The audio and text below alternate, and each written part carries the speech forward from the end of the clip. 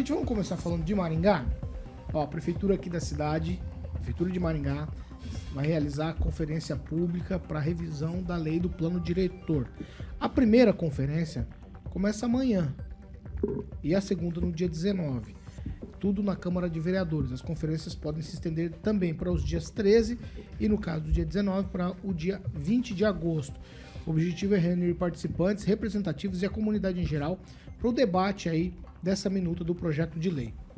O plano diretor define as diretrizes para o desenvolvimento e planejamento e gestão da cidade por um período de 10 anos. A lei orienta o desenvolvimento sustentável e o uso da ocupação do solo em toda a extensão territorial do município, além de definir diretrizes, normas e ações do poder público e também da sociedade em prol do bem coletivo, da segurança e bem-estar dos cidadãos. Ó, você que está nos acompanhando, os membros da comunidade podem participar como observadores, com direito à voz. E nesse caso é necessário realizar a inscrição presencialmente.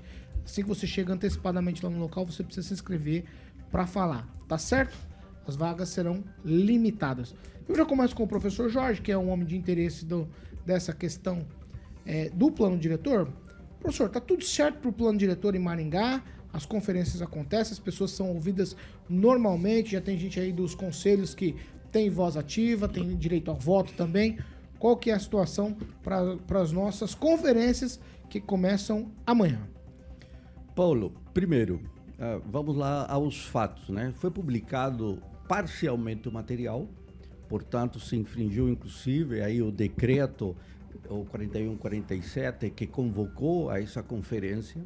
Houve uma publicação parcial porque, inclusive, o relatório, né, o relatório feito pelo Conselho, ele não foi publicado.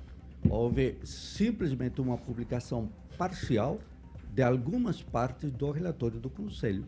Também foram publicados fora de prazo. Foi publicado dia 25 aí, então também fora de prazo o material. Então esse é um primeiro conjunto de situações que a gente consegue já definir como um vício. Quando você vê e lê o decreto, o tempo para discussão é exíguo, é pouquíssimo. Você tem aí 400 e poucos artigos a ser discutidos em um período de apresentação que vai ter 45 minutos. Então, você vê o absurdo como está sendo tocado algo que não é uma revisão de plano diretor, aquele é um plano diretor novo. E tem pontos aí, eu fiz várias contribuições, em torno de 15 ou 16 contribuições ao plano, elas foram incorporadas. No entanto, essa incorporação não muda o caráter de gesso, ou, sabe, aquela coisa múmia do plano diretor. Tem artigos do 24 ao 114 que são simplesmente absurdos. E por que são absurdos? Porque quando você define uma lei geral, e o plano diretor é uma lei geral para a questão da gestão do território, você dá diretrizes amplas, de modo a que quando você chegue daqui a 4 anos e tenha um fato concreto, você tem algumas balizas para poder trabalhar o fato concreto. Do artigo 24 ao 114, eles definiram, por exemplo, para a mobilidade, e um plano que há pouco tempo se aprovou, há poucos meses se aprovou, redefiniram objetivos específicos e metas para esse plano de mobilidade. Aí você se pergunta, então, para que tem um plano setorial?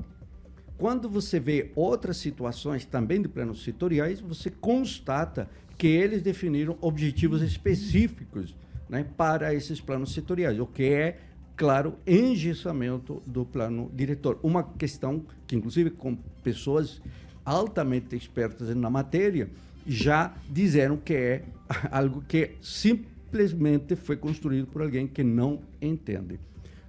Outro detalhe, tem um mapa chamado de macrozoneamento. Macrozoneamento é uma coisa macro, grande, de linhas bem gerais e quase que, às vezes, gigantescas em termos territoriais. No entanto, desse mapa de macrozoneamento foram escolhidas, sem justificativa, sem critério técnico, áreas para serem atendidas. Eu fiz um mapeamento de quem são os proprietários. E você observa, então, que nesses macrozoneamento, que são microzoneamento... Vai, professor. Microzoneamento. Os proprietários são poucos, tem 6 ou 7 proprietários, e eles concentram 70% dos lotes. Tem um caso aqui, muito próximo, que vincula uma instituição de ensino superior, que eu não vou falar porque ela tem fama, mas veja, o proprietário concentra quase 50% dos lotes. E ainda, e só o último, para encerrar, eles colocaram uma zona ambiental 1, zona ambiental 2, que diz que aí não se pode usar residências. Ocorre que eles omitiram indústrias que são potencialmente poluidoras, que atuam com licença, para beneficiar determinados proprietários. E aí você vê, então, que se trata de um plano de negócios dirigido.